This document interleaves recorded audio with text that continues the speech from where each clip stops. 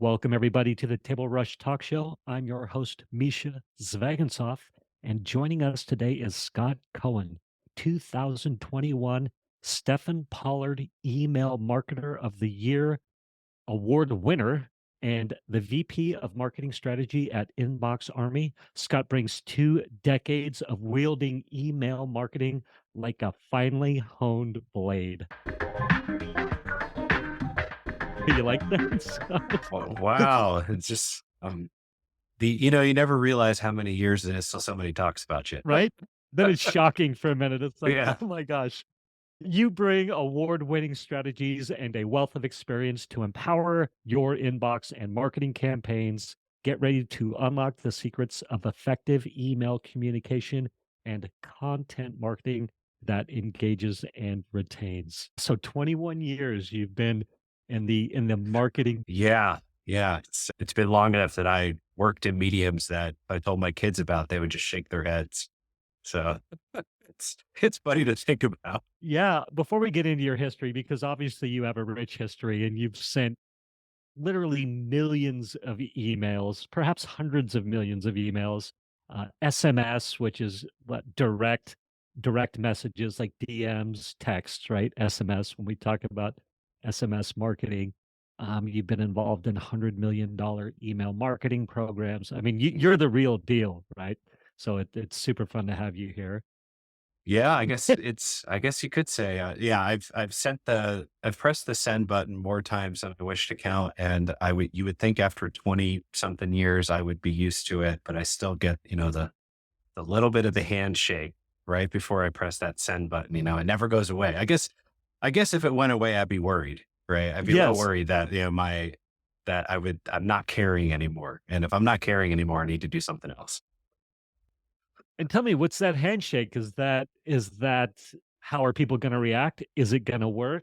Positive, negative? What's the jitters? It's always have I dotted all my I's and crossed my T's, right? I've definitely had more than my fair share of, typos and sending to the wrong audience or sending the wrong offer. I've done that. I've done I have all those battle scars that, you always have that moment of, I think I've checked everything.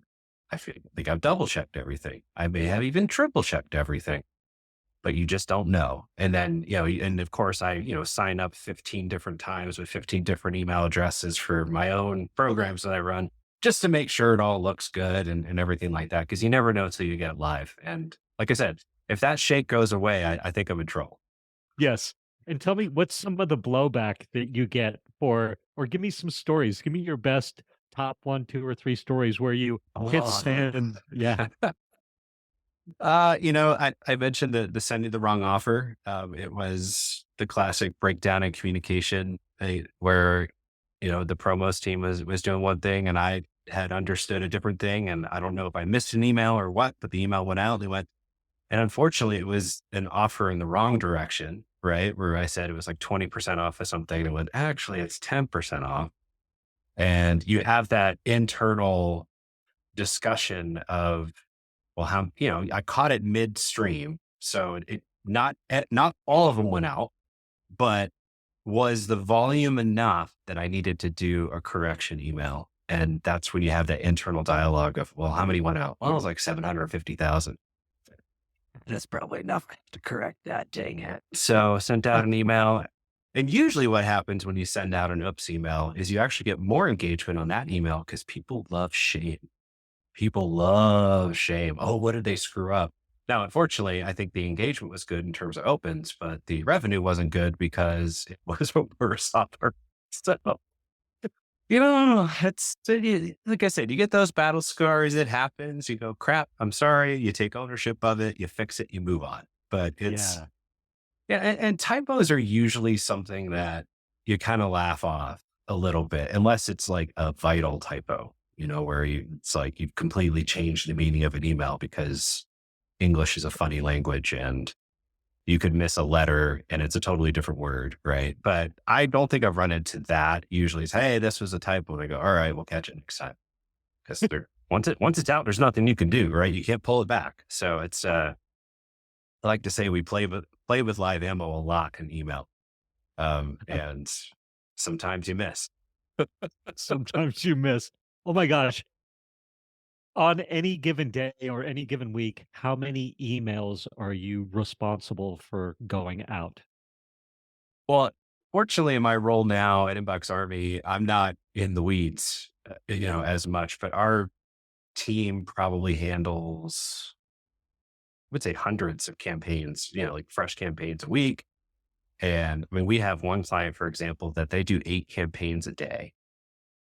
Wow. And So yeah. So, I mean, you're talking about a lot of volume, and then that's just the creatives, right? And however big their lists are. So, when I was last on the client side, we sent 3 to 4 messages a week to an audience of 1.5 million. So just kind of, you start doing the math, right? And it adds up. And when something goes wrong, inevitably that's when everybody decides to open the email. And then, the CEO finds out about it and you're like, I'm sorry, we'll fix it. And yeah, I've said this before, but email is kind of like the offensive lineman of marketing channels. Like nobody cares about it until something goes wrong, right? But they oh, paved the way for everything to work, right? It's an American football reference, but yeah, it's so true. you make Patrick Mahomes look like the hero, in effect, is what you're doing. But when he It's what we gets try. sacked, it's your fault. Exactly. Exactly. Yeah. Yep, he gets all the glory, you get all the pain. But anyway, anybody anybody listening or watching, go to inboxarmy.com, follow along with us. There's some great stuff about um, what Scott and the Inbox Army does there. But of course, inboxarmy.com, follow along. So quick, tell us, Inbox Army, in 3, 5 minutes, what do you do? What's going on over there? I won't even need 3 to 5 minutes. We are a full service email marketing agency. So if it's email related, we do it. Ideally, our strength is in execution. So if you have a big program, but oftentimes email teams are like one person, maybe two half timers, whatever it might be, and they want to focus on strategy, we come in and execute. We build, your broadcast emails, your automations, help with audience management, strategy, design, code, everything you could think of with email. We do a little bit of SMS as well. It's really executing on all of those programs and enabling our clients to achieve their email program goals. I love it. And are you so this is for people who already have their lists built. So you're not cold emailing people, calling Yeah. together a list for people. Yeah, go ahead. Yeah. I was just saying cold email is, it's a fickle, very difficult beast. And it's not something that we really are on what we like to call the nurture side. Once you have an existing list and you're getting new signups organically, through the website, through purchases, maybe you're doing some affiliate, but people are opting into you before you're emailing them in an ideal world. Now, if you're a B2B, we can help build some automations, kind of streamline some processes there. The problem is, and anybody who does cold email knows how hard it is, and it's only getting harder, right? So, 10 years ago, 15 years ago, but let's say you could buy a list and print money because the rules were not as difficult. Spam filters weren't as hard. It just, they keep moving the goalposts, I think in a good way on the deliverability side, but cold email can really hurt that. And of course, cold email is technically illegal in the EU and in Canada. And so really it's like US only at this point. Like US is an opt out country. Most other countries are opt in. So you can't really email them. And SMS in particular, even here in the US, you can't text them until they opt in Mm, because like literally it's illegal and they'll go after you because text costs money, right? Email is functionally free to the consumer these days with the Gmails and Yahoos of the world. They pay with your data and ads, of course, but you're not paying for access, whereas you are paying to send text and receive text. So it's, it's just something that we don't recommend. And certainly not, it's not a get. The issue with cold email in particular is, let's say you have a reasonable established list already, and then you start cold emailing, it could damage your reputation to the point that you can't email establish good list anymore Mm. because you're doing like the classic left hand doesn't know what the right hand is doing, but the left hand is bad. The right hand's going to be brought down with it. So it's just not something that we recommend if you can avoid it. And it's email is really like offensive lineman, kind of a slow and steady path forward. Yeah. Russell Brunson likes to say, I'm not sure exactly how he says it, but I've heard him say it 1,000 times. And a lot of people say this, that the money is in the list. As you build your email list, that's really where the money is in certain sectors, I suppose. Or maybe we could blanket that across all businesses. Yeah. Or maybe speak to that for a second. Oh, for sure. I mean, I spent some time with a client a few weeks ago, and the mantra I kept saying was just get them on the list, because you can do all that paid advertising, you can do all of that. But if they don't sign up with the way, cookies are going the way of the dodo, you're not going to be able to track them as well. Like it's all about first party data and zero party data, which I think they're one and the same. It's nuanced, but um, it's you have to get those people on your list, and then the list becomes like a cog in the machine, right? You can share audiences with your paid advertising for retargeting, your retention based programs, things of that sort. So you just have to, if you get nothing else out of this podcast today, just get them on the list. Just get them on the list. What's the first thing that I asked you? Hey, do you want to get on my list before we hit record? That's Right? true. See, just get them on the list. Get them on the list. I love that. You said a few terms. Mhm. Well, first, let me just recap. First off, you said that in the US, SMS is you have to opt in. So in the US, and I'm guessing EU, Everywhere. rest of the Yeah, world, everywhere, you have to opt in, meaning someone has to say, yes, feel free to go ahead and send me a text. Right? that's correct. Mhm. Awesome. And then cool. And then email is opt out in the US, unique to the US, where you say, hey, I'm tired of getting your emails, unsubscribe me. So Let you can, me Yeah, let me be a bit more clear there. You don't have to have an opt-in to email people in the US. right. So opt-out is true everywhere, right? If you have it, you have to have an opt-out, you have to respect the opt-out, all that stuff. Can Yes. spam, the US law requires you, there's all the unsub requirements. And with Gmail and Yahoo, I think it's in June that they have the one-click unsubscribe that's going into effect through, the deliverability people would know the technical terms a hell of a lot better than I do. But, Yes. the ability to literally click something inside of Gmail to go unsubscribe me. And so that's really something that's part of the header coding that's actually handled through, if you're sending through an email service provider, they can help you set that up. Yeah. They originally had that starting February 1, but I think the providers went, we need a bit more time to get this set up for everybody. So get it done early. Obviously, as we go through this, I'll throw a lot of acronyms out because in any business or any industry, there's a lot of acronyms. And boy, do we emailers love our acronyms.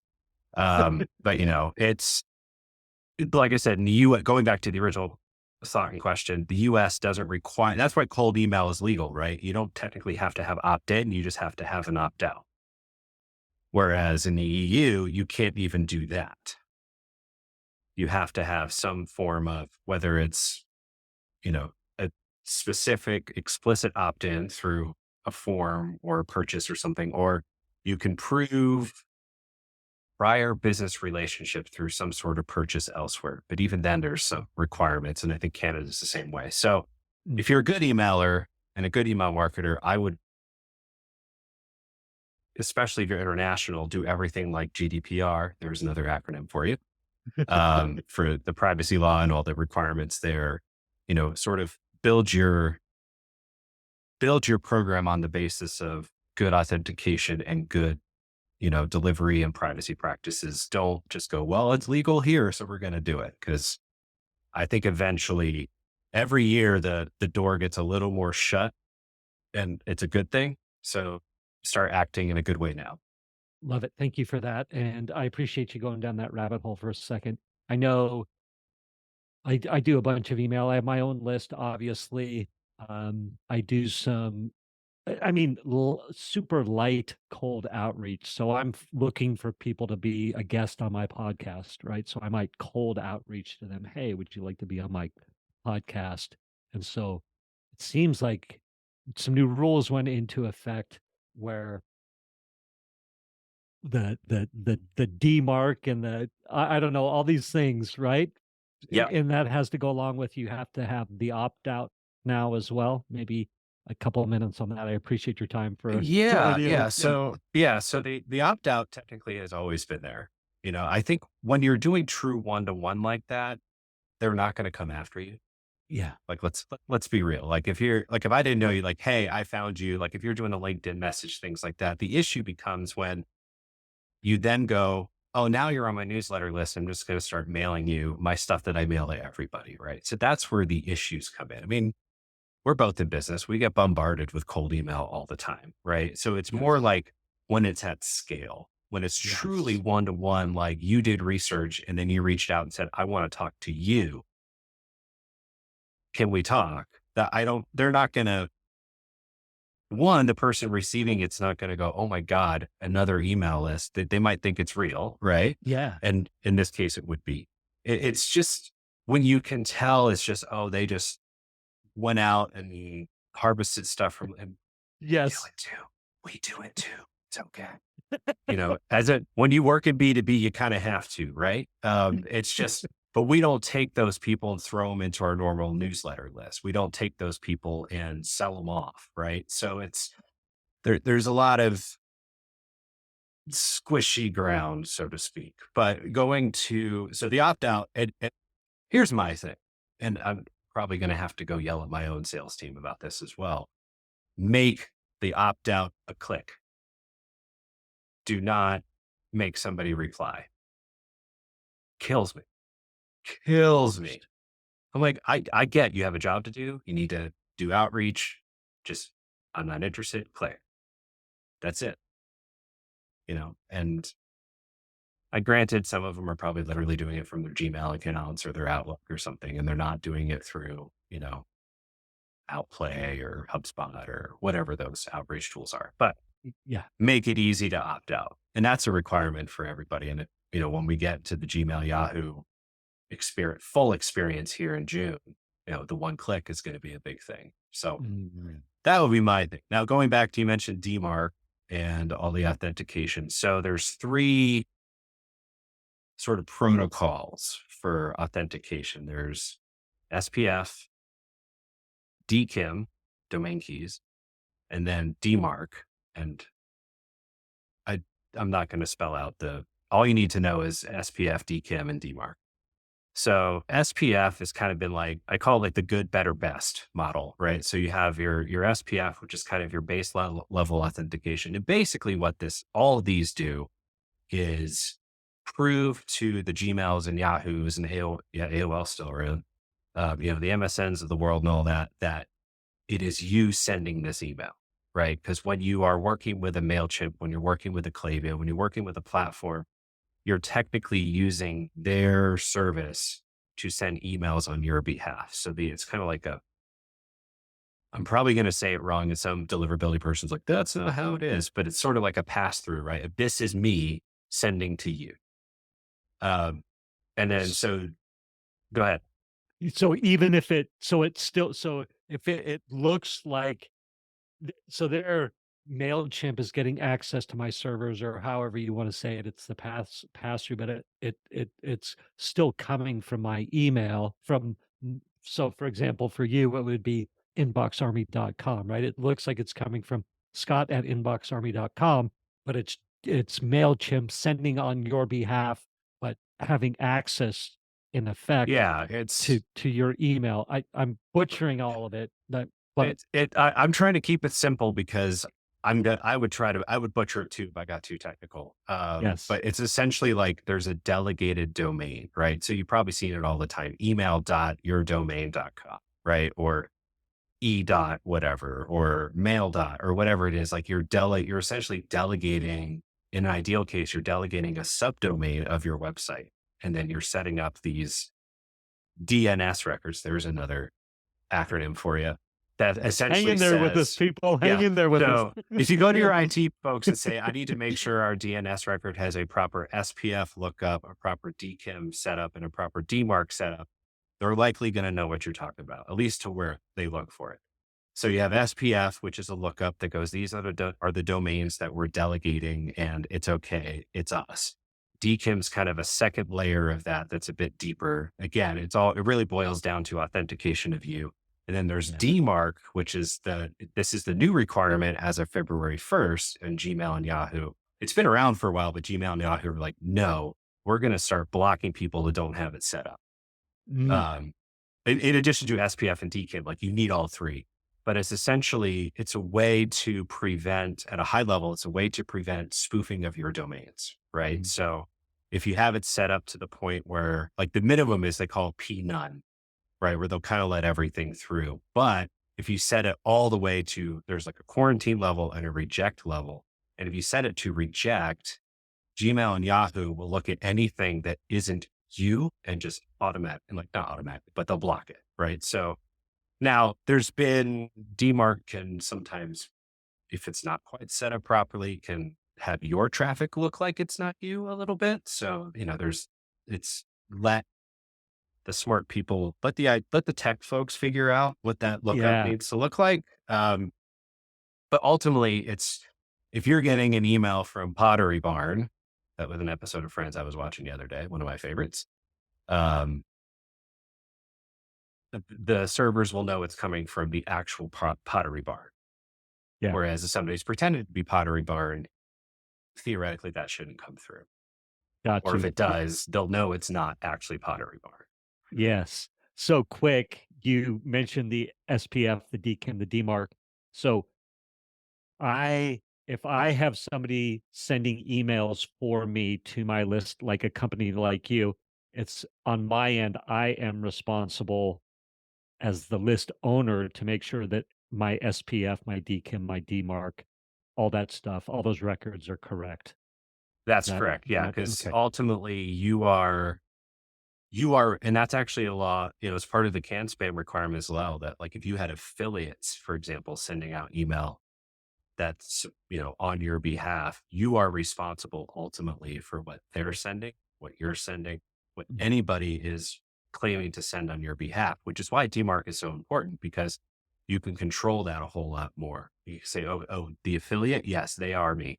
That guy, I don't know who that is. They're not me. So yeah, because I've done it before where, I've worked with companies that do lead gen and they're emailing on your behalf to their list and it's opt in, right? It's not really cold email. It's like, hey, this is a message from one of our partners, right? Stuff like that. Yeah. Um, and in those cases, if they're sending on your behalf and they screw up, it can come back to you. Mm. It I'm ultimately imagine could. Yeah, I'm Yeah. imagining the numbers have to be pretty big because I'm sure most of the government agencies are overtaxed. So you really have to be It's the blunt. people who go, we had one complaint. I'm like, okay, like, what do you want? Right. It's like, well, they unsubscribed. Good. They didn't mark us as spam. Yeah. Another thing you can take away from this podcast, if they're going to unsubscribe, let them unsubscribe. Don't make them mark you as spam because in their view, it's the same thing, but it hurts you more to get a spam complaint versus an unsubscribe. Mm, cool. Great. Okay. Great answer. Thank you for going deep on that. Mhm. You mentioned first party data, zero party data. What's Oh that boy. mean? So first party data, I think it boils down to first party data is what people tell you and zero party data is what people do. So they might tell you things like, hey, I like basketball, but then the zero party data would be, I bought a basketball.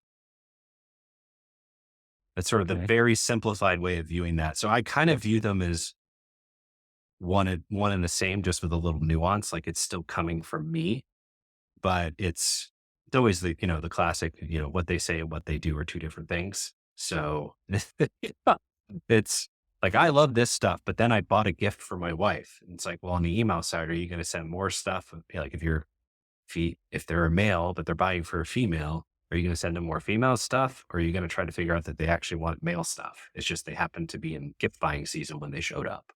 So it's, Yeah. and that's the giant challenge for all marketers, but email marketers in particular. Yeah.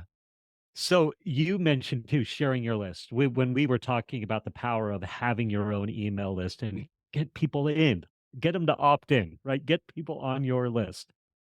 You mentioned, hey, share your list. So talk to that for a minute or So I think about the concept of like a customer data platform, right? Where you have a centralization of, that sort of unified customer data, was it the single source of truth is what they call it, right? So when I say sharing data, it's more like we have an email list. We know what they've done. We've built some audiences in email. We could take that same, let's just say a use case you commonly run into in ecom with a customer data platform. I've done this is in previous lives is okay, they're in cart abandoned. Let's also send them to Facebook so they get Facebook ads.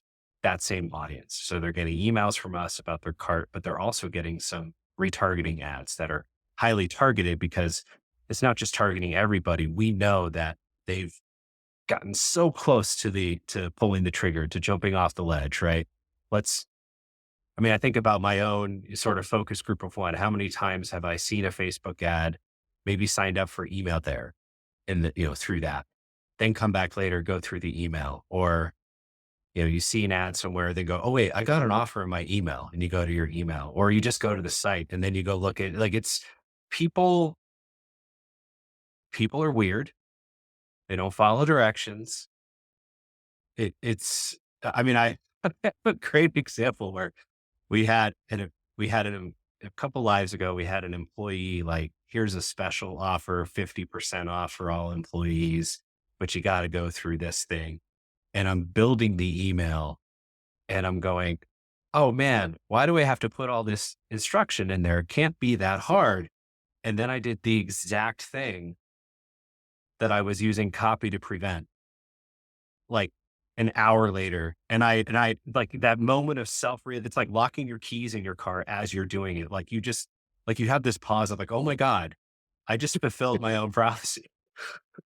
So but the best marketing, uh, you know, programs are the ones where the channels work together, right? Mhm. So, Facebook is great for acquisition, but it can be great for retargeting. Great to get people on your list, right? So maybe they're not ready to purchase, but just get them on the list, right? And then that sort of retargeting effort, because it's always cheaper to retain than to acquire new. Is there a way that maybe folks who aren't engaging with email, you may catch them on Facebook, but they've already bought from you? So it's, a reacquisition. There's a lot of interplay that, yeah, I've been doing email for 15 plus years. I was a copywriter in a previous life. Like, I love email, but it can't act in a vacuum. But Mhm. all channels benefit from thinking of that. Just get them on the list, get that first party data mindset. Love it. Thank you for that answer. Tell me the 2021 Stephen Pollard, Stefan, yeah. Stefan. Okay, 2021 Stefan Pollard Email Marketer of the Year. Mhm. Yeah, talk to me about that. That sounds cool. I mean, for that's super niche award, but tell me. Yeah. So the Email Experience Council and they're now under the auspices of the ANA, the Association of National Advertisers. Wow, I actually might have remembered that one. Um, so it's an award that they do every year for essentially who they think is the top brand side marketer in email. So and that's actually for the video people, it's the teardrop up there, which is pretty cool. Mm. Um, and yeah, so I've been a part of the Email Experience Council for years, and as I'm on their board now, and it's just one of those things that a total surprise, right? Like, hey, we nominated you. Oh, okay. Hey, you won. What?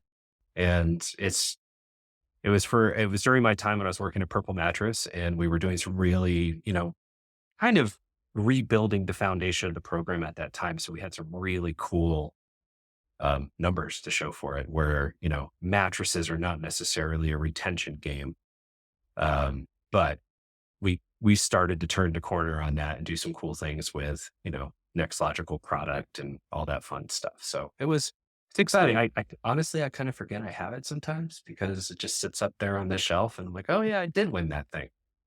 Uh, but I mean, I mean, that must feel good, super validating, oh yeah, and it's yeah, especially when was unsolicited. So many awards are solicited, right? Where this one, it sounds like just like you said, they someone nominated you and you won, and you're like, oh my gosh, thank you. yeah, yeah. Yeah, really validating. Just again, kind of the offensive lineman mentality. I kind of went, oh great, and then got back to my meetings. Right, so it's Yeah, just the way we work. We got stuff to do, and we just like to keep things moving. yeah.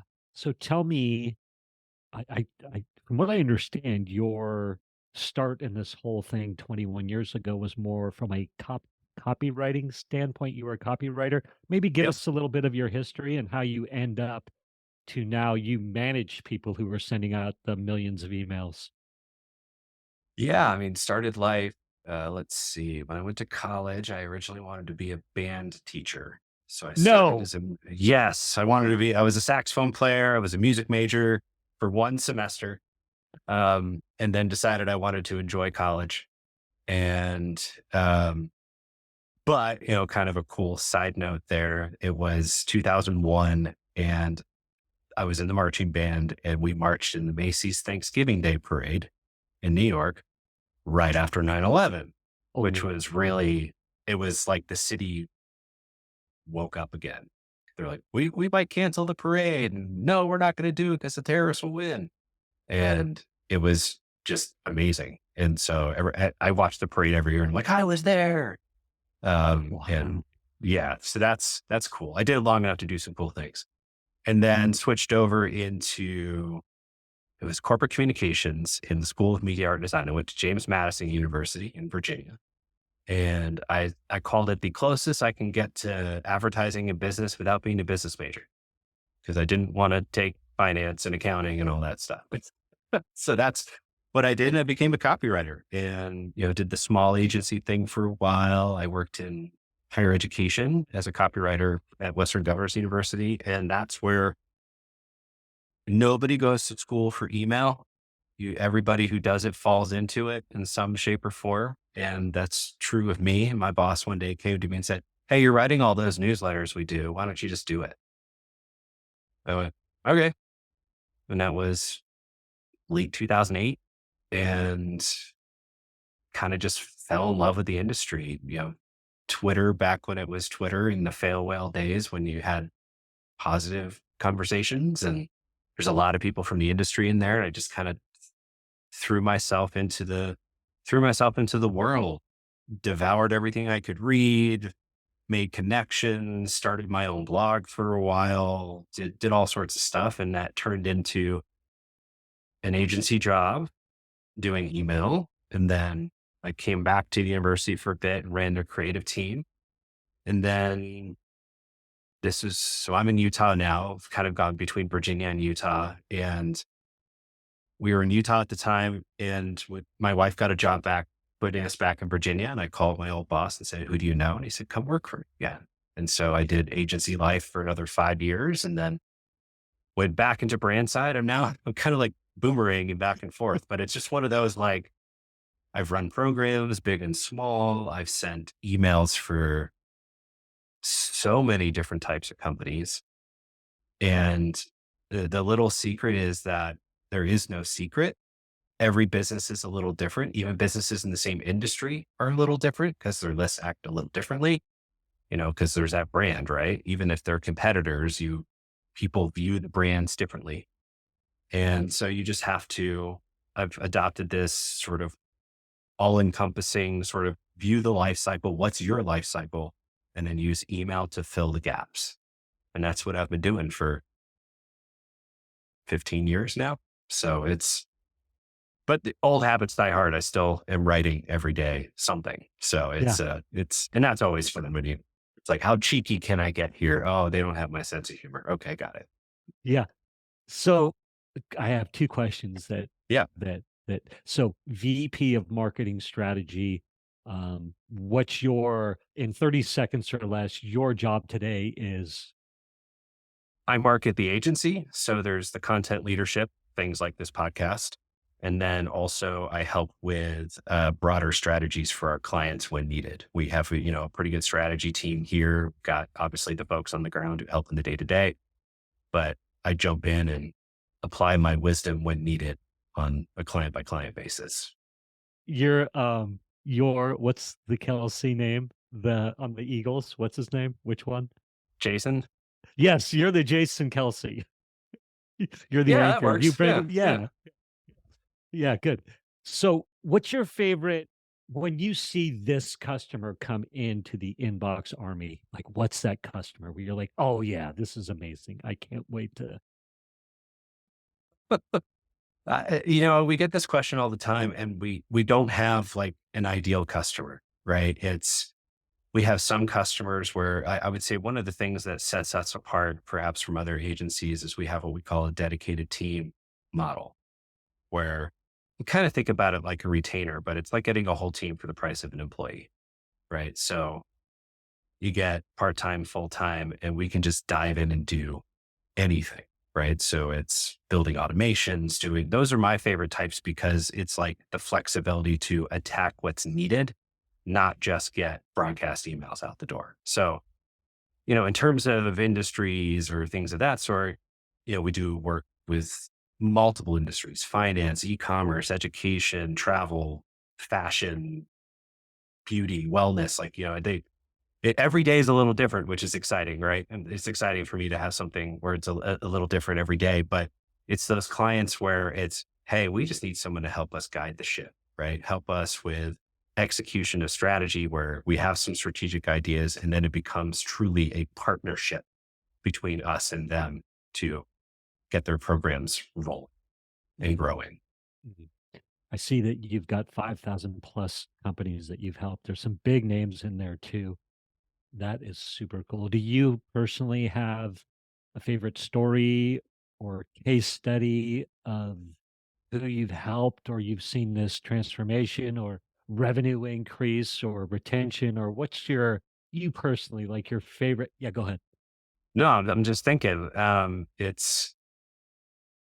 would say personally, my favorite growth experience comes from my brand side background when I was at Purple, that we just grew a program nearly 300% a year, right? Where it was between acquisition, it was growth in new business, it was growth in repeat business, which the company hadn't really seen before. And those are the types of, where I was really in the weeds on those, right? Like I said, my role now, I'm not as in the weeds, but we really do see those, where we can get a client to go, yes, we want to do what you want to do. And you see that growth, it could be 100% in a month, right? In the first month it goes, where you see that validation. And it really is exciting to see that and to celebrate the wins, right? Because it's not just us, it's them as well. So seeing how they grow and then how our business can, like their business with us can grow as a result. Like it's a direct result of the work we do together. And that's what I love about it. It's great. And so it sounds like, I mean, you obviously by fate believe in email marketing. And you've landed at a place currently, again, perhaps Inbox Army, where it's you have the power or the muscle now to flex Mhm. and go, hey, like let's get the word out. Like people, you need to be leveraging what we bring to the table because it's Yeah. powerful. Cool. So, question, let's maybe go a little more tactical. How can email campaigns work in a cookieless world? I'll get them on the list. that's, that's, that's phase one, is get them on the list. But then the cookieless world is going to be more on the third party cookies, right? You're still going to have, iOS 17 is stripping out some of the UTMs, the parameters that come out from like HubSpot and MailChimp, some of the specific to those third party platforms. But the generic UTMs, like, I was actually literally having a conversation with portion of the team yesterday about, UTM campaign, UTM content, all the basic Google Analytics stuff isn't going away. It's not going to be stripped out. So you're going to have that click through tracking. The challenge will be what happens to the people who click, leave, and then come back through an organic channel. Even now you see that where I always say to my clients, look at your email driven traffic, but also your direct traffic and your organic search traffic on days that you mail. Because like human beings, we may see the email and go, oh, okay. And then come back 4 hours later and they just search. Oh, I got that thing. Let me just search for xyz.com. And so I literally did a presentation 2 years ago about how last click attribution is the worst. Because it doesn't tell the whole story. It tells a true story, but not the whole story. So where to look elsewhere to see how your email program is doing and at least get partial credit for things. And, you hear about the multi-touch attribution platforms. And my theory is that the platform that chooses the multi-touch attribution platform gets the most attribution from that platform. So the display channel chooses it. Display magically gets a crap ton of attribution. When you go, really? Is that true? I don't think so. So, and that's again where you have to make best friends with your web team and your other channels and go, can't we all just get along and figure out? Because I bet the people who are working on email teams now, if you go into a room and track everybody's attribution, their claimed attribution, either through their platforms or what else, and then match it up to what your actual revenue was, the attributed revenue is going to be 5 times what you see in the actual revenue because everybody's taking credit for the same damn sale. So I think that's just going to become more difficult. It's going to make, Facebook's already more expensive than it used to be and harder to track because of all the iOS changes. It's just going to make everything harder and more expensive.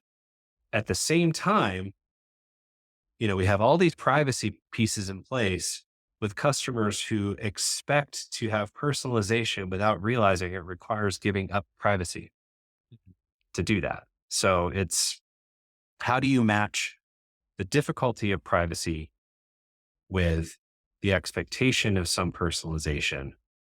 Most customers, I think, are reasonable and there's somewhat of an in between. Some people you can't know anything about me. And some people are like, here, have my cat. Okay.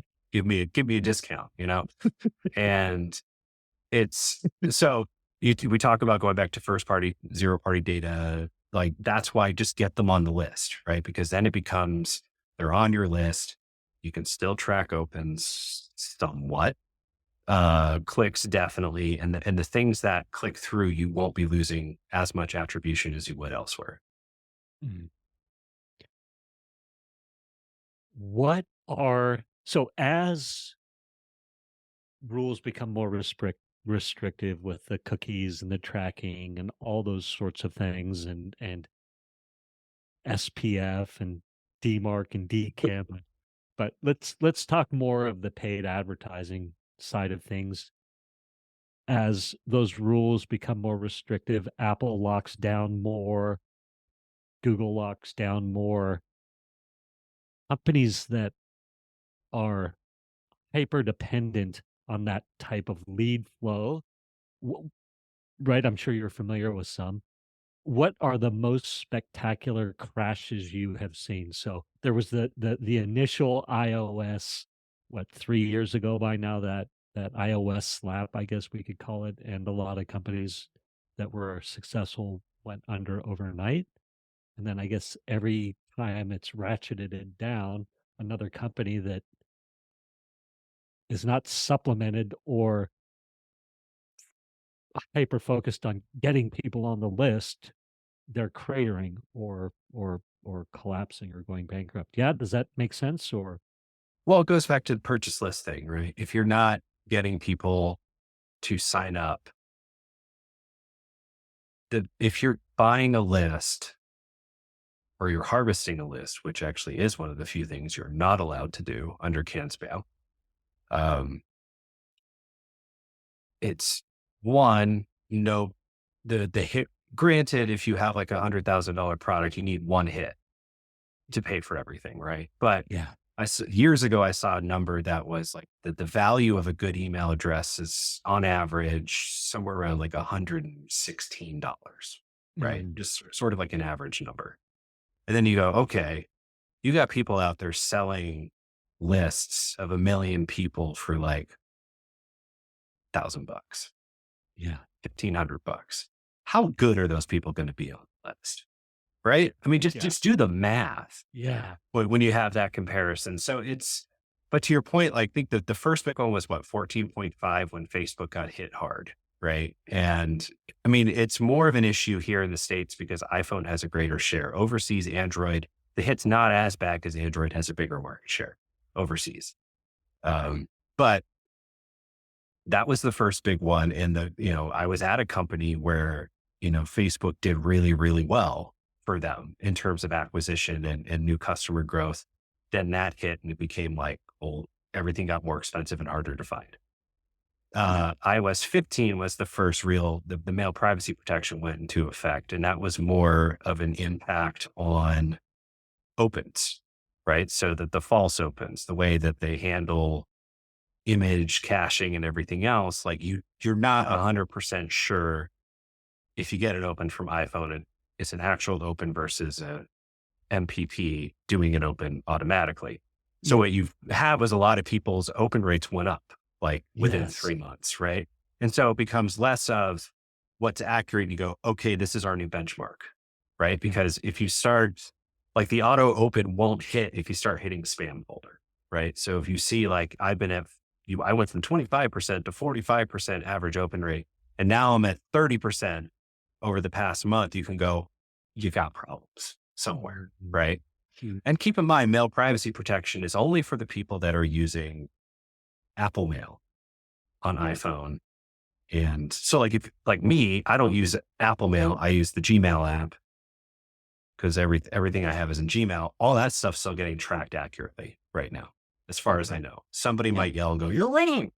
But as far as I know, that's true. Now, 16 wasn't as big of an effect. 17 was when we had the tracking coming out. I think 16 is when they hit some of the social. And then 17 is we're going to strip out parameters that are known third-party parameters. So like, I think Facebook got hit for that, MailChimp. So like, if you were to put in all that stuff, it would literally strip out everything that looks like third-party. So HubSpot, MailChimp, Facebook, there's Marketo, I think had a few in there. There's some others. So will we get to a point where they strip out all parameters? Depends on how angry Apple and Google get at each other. But so far that's not happening. I would envision Google moving everything behind a paywall at some point very soon too. For analytics, like, oh, you can get that, but you have to pay us. And I'm imagining Apple's probably looking at that too. So more expensive and more difficult. It's the worst combination to have. Get them on the list. Get them on the list. Get them on the list. So, direct versus indirect email. Is direct mail making a comeback? And then what's the difference between direct and indirect email? So just so I'm clear, you're talking about direct mail, like like my mailbox out there, right? Like, are you talking that? Or are you talking, I guess I'm not. yeah, sure. So you have graciously you had a topic suggestion. So it says direct versus indirect email. Is direct mail making a comeback? Oh, okay. Yes. Yeah. Yes. The short answer is yes, direct mail is making a comeback. There's Okay. found it highly successful when I worked at Purple, both as a repeat driver. And then also, again, I would say acquisition wise, I mean, it can get pricey depending on what you're sending, but there are platforms out there that can help with, I would call it smart direct mail, right? So they can target people that came to the site and try to do. Now, with their cookies, will that be affected? Potentially. And again, we talked about what businesses are getting hit hard by that. Going back to that, the biggest companies that had problems with the iOS 15 changes with MPP are like the newsletters where they were selling space based off of opens. Because could you go from, hey, we have a 25% open to now we have a 45%? And then the companies would be like, are we really getting 45% though? And should we really pay for 45%? So, it comes down to conversion metrics that can be trackable and real, which clicks are always short of you send a bunch to B2B and some of the people have, like I think it's proof point where they'll have bots that'll click every link in your email just to make sure there's no bad stuff in there. So you can get some fake traffic there, but usually it's not. The ones you can tell are like, oh, they clicked every single social button at the bottom and it's the exact same number for all those clicks. And you go, okay, so we have like 15 bots in here, right? So there are ways to look at that. But direct mail going back, yes, absolutely back. It's like it's flipped, right? When email came on the scene, people loved it because their mailbox was getting stuffed with crap and it was new. Now we've flipped it, right? Where you're still getting crap in the mailbox, but it's still like, ooh, wow, cool. I got this offer or, you know, whatever you might do. I mean, I donated to some organizations and now I think I'm on a list for every third, nonprofit out there. And I get between my mom and I, we get so much crap in this house.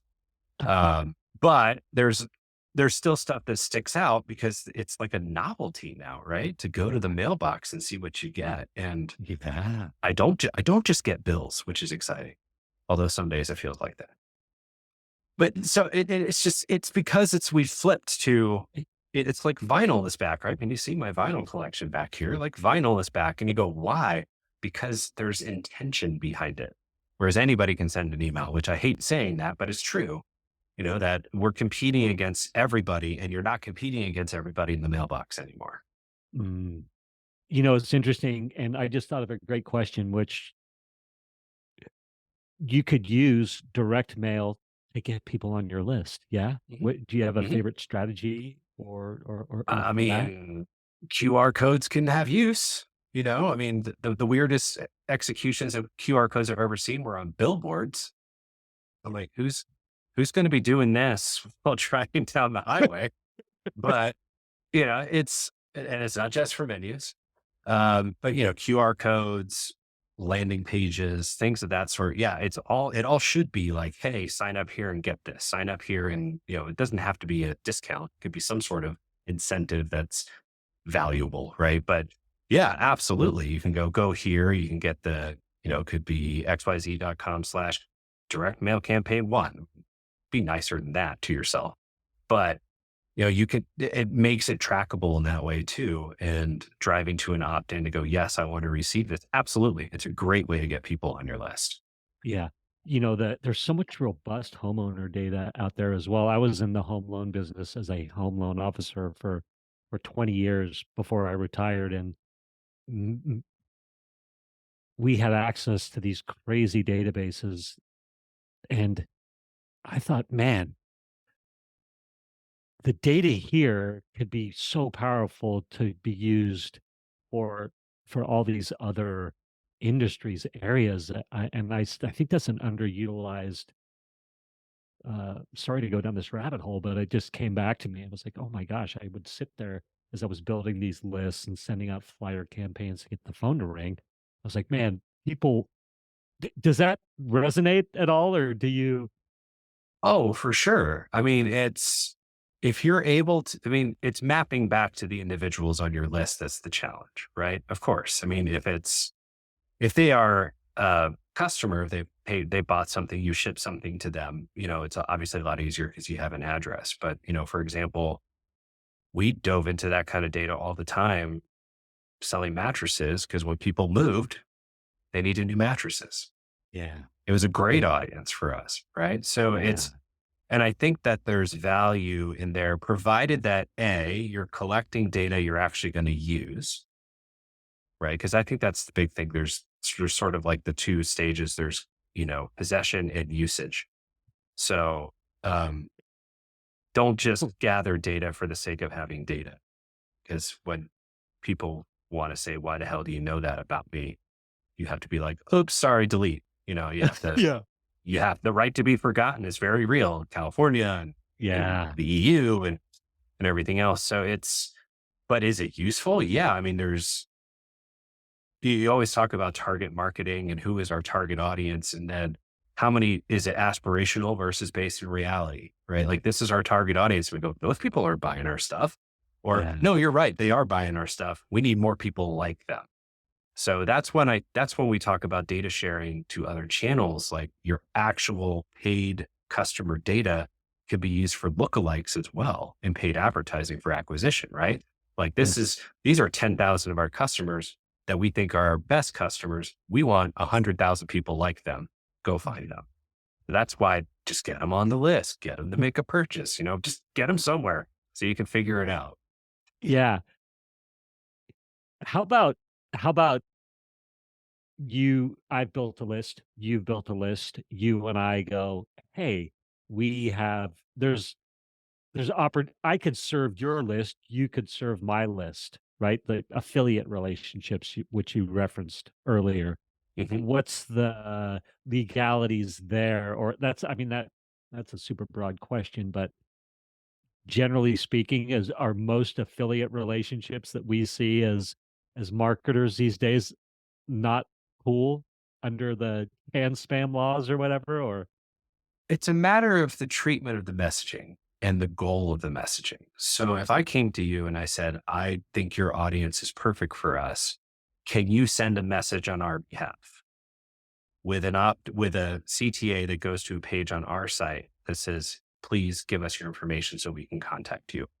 I think that's perfectly fine, right? Like we wouldn't like you can call that kind of like list rental, right? And there are publishers and things like that that do that. Where we can go, hey, we'll send a message on your behalf to do an opt-in. And vice versa, right? If we don't do that sort of thing because yeah, but I think like if you went to a partner of yours and said, hey, would love to leverage your list to do some opt-ins. Do you mind sending a message on my behalf? It would literally be like, hey, this is a message from our partner, Misha. yeah. And then you have your content and go, we'd love to talk more about it, opt in, right? Go here, sign up, we'll send you more information. And then once they sign up, they're on your list, right? So Yes. you can do Yes. with it what you want. But I wouldn't just go, like, you would never just give your partner your list and go mail however you want. It would be your mailing for them to get those people to your people to opt into theirs and vice versa. So that's how Love I it. would treat it. Do not just give away your list. Do not sell your list. Do not do that. It's just not, especially if you have a privacy policy saying you don't say that and then actually do it. So which you run into these. I mean, I think about like when a company acquires another company and they just sort of go, they don't really announce. Good companies will go, hey, we've bought this company you signed up for. Either you can think you might, and don't hold me to this, you might be able to legally just say, hey, you're now on our list. But in an ideal world, you'd be like, we're going to be under this umbrella. Please come sign up. Right. Mm. And you could do that a few times if you want, but and in the US, you can technically do whatever the hell you want as long as you offer an unsubscribe. But, that's where I go, just it's how you treat it. Because if you treat it well, it's also respecting the subscribers, right? Oh, you Yeah. see me as valuable. You want me to opt in, then you have proof of that opt in. So if anybody comes knock on your door saying, I don't remember signing up for this, you go, actually, you did on February 20th at 20th. 2 o'clock, Yeah. right? So, because especially if you're international, you need that proof in Yeah. case someone comes yelling at you. Yeah, so if you buy, internationally, if you take over a company, am I hearing this correctly? You need technically to get anybody to re-opt in? Or Uh, you know what? I would defer to legal lines. You know that sorry. I'm not a lawyer. I don't play one on Yes. TV. I'm probably wrong. So forget I said anything and go talk to your lawyer. It's amazing. Sorry. Yeah, strike that. I'll strike we'll strike that. Question Never mind. struck. Never mind. Blooper, Oh my blooper. god. Yeah, that'll hit the blooper reel. Oh my gosh. Hey, we're getting close to the top of the hour here, and I definitely want to be respectful of your time. Um, anything come to your mind? Inevitably, we hang up and you go, "Oh, I meant to say this," or "I meant to say that," or perhaps an opt-in or something. Is there something that we missed or what pops into your mind? Nothing comes to mind right now. I would just say, like, if you want to learn more about Inbox Army, you mentioned it earlier, but inboxarmy.com. We chose the name because it was less than 12 characters and easy to remember. It's just it's what we go for. So inboxarmy.com. If anybody wants to connect with me on LinkedIn, I'm easy to find. It's linkedin.com/in/Scott Cohen 13. So come find me there. And I love doing this type of stuff. So I'm sure, I mean, we're just scratching the surface. We could talk about lots of other things, but we don't have another hour. Absolutely. I was thinking the same thing. So we'll have you on the show again for sure. This has been a ton of fun. I the big takeaway, just get them on the list. I love that, and I think that cannot be said enough for any of No. us Yeah. business owners. Yeah, yeah. So, all right, fantastic, Scott. Thanks for being on the show. I'm going to hit stop, and we'll say goodbye offline. Thank you, Misha. Thank you for listening to this episode of the Table Rush Talk Show. For resources to help you sell your stuff, go to belove.media/resources. That's belove.media/resources. And be sure to subscribe, comment, 5-star, and share. Thank you again for listening.